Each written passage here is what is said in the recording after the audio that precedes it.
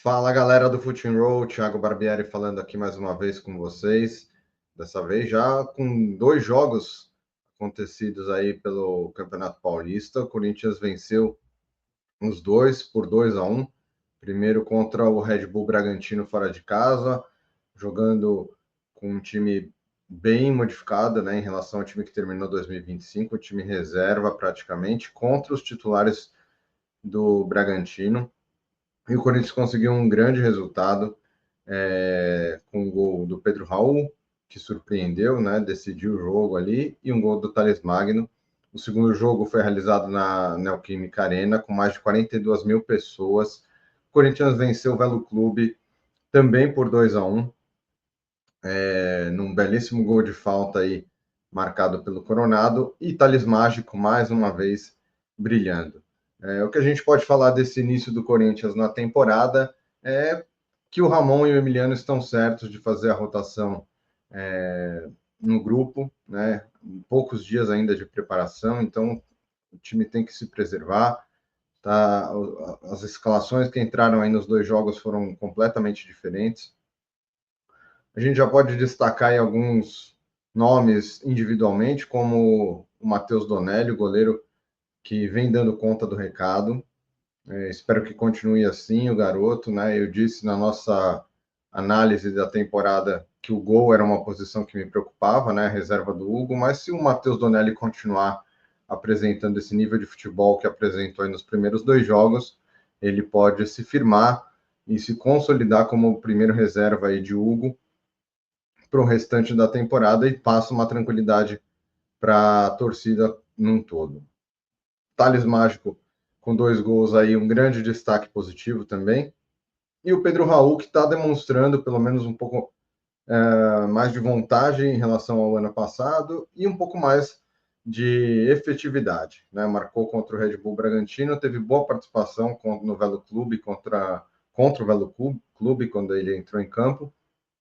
Então, a torcida espera que ele se espelhe no exemplo do Yuri Alberto, ano passado, né, a grande recuperação do camisa 9, e o Pedro Raul possa efetivamente ser útil ao grupo. Eu ainda tenho minhas desconfianças com relação ao atacante, precisamos aí ter uma amostragem um pouco maior, mas pelo menos, né, começou a temporada 2025 já mostrando um pouco mais de futebol do que ele vinha fazendo até então.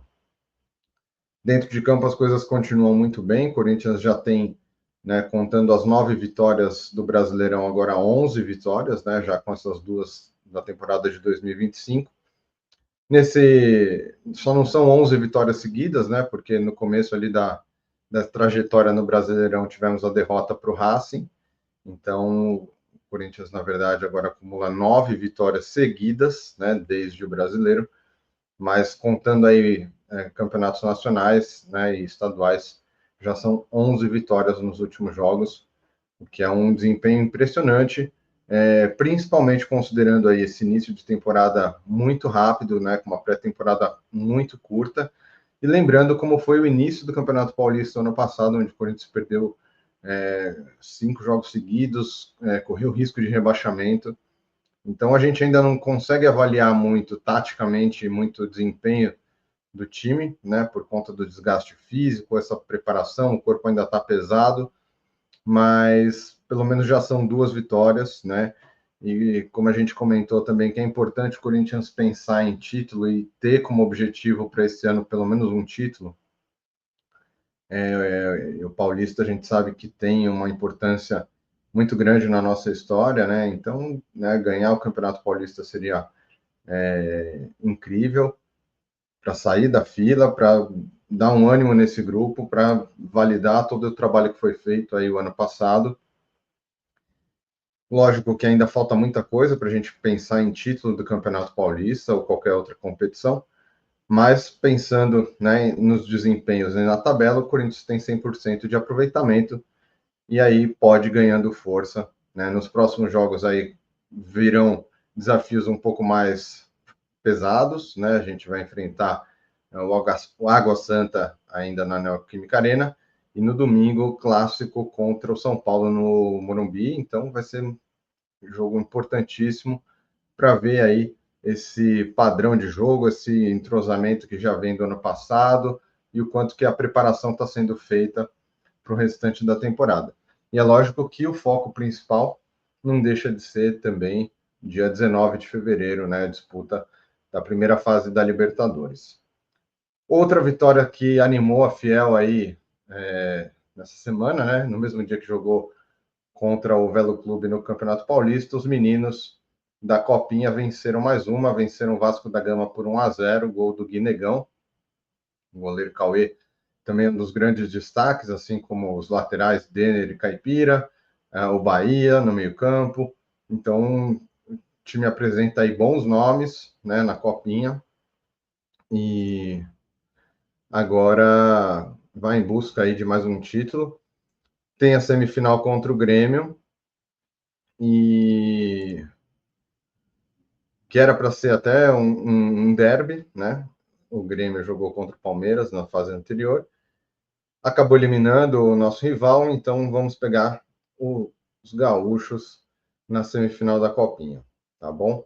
E um outro assunto aí que está agitando a semana, né? E principalmente essa segunda-feira,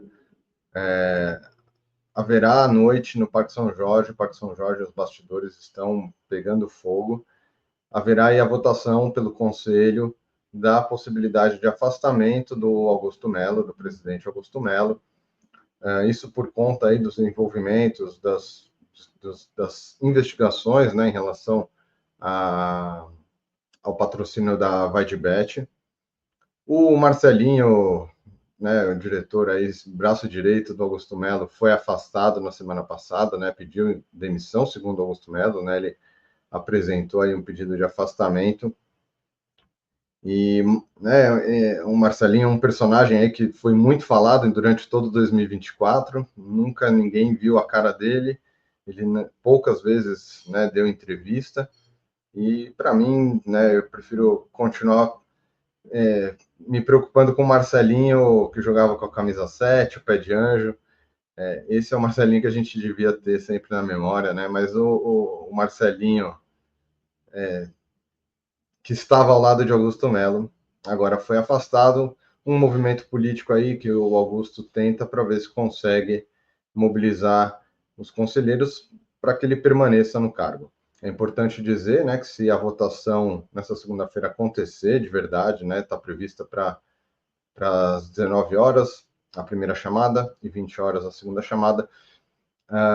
Se acontecer mesmo do Conselho votar pelo afastamento de Augusto Melo, o vice Osmar Stabile assume, e aí ele tem aí um prazo de até 60 dias para convocar a Assembleia Geral dos Associados, e aí sim os associados definem se Augusto Melo continua no cargo ou não.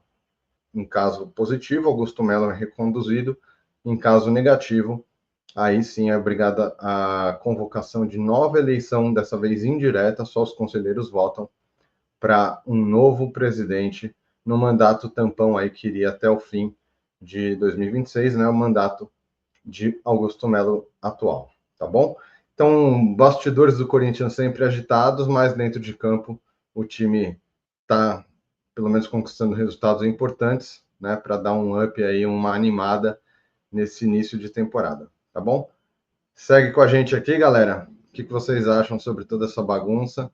Comentem, curtem, compartilhem. Se inscreva no nosso canal, sempre importante a gente falar, se você está gostando.